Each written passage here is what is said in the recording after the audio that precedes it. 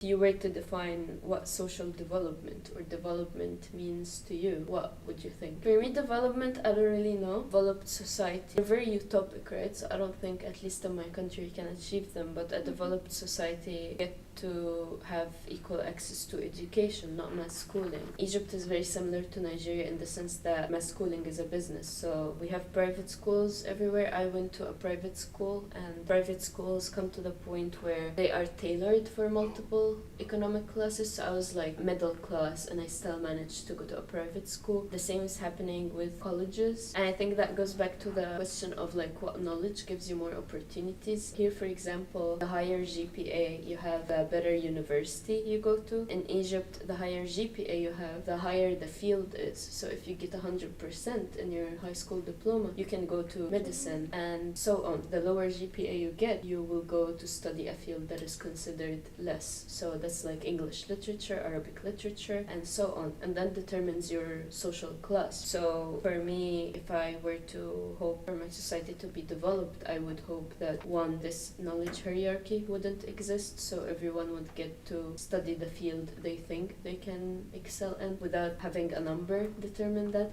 And again, that number is determined by public and private and teachers and all of that. People would have equal access to just education, whether they receive that education from their community, whether they receive it from mentors. Like, it doesn't have to be an institution. My ideas can go into an economic or political realm, but that would be more specific to Egypt. I guess it would be a society where there is free speech or religious practice, where education is equal for everyone. Do you consider Mozambique economically developed? Not really. When I think about economic development, I think about the country being able to make use of their own resources to build their own economy. That's not the case.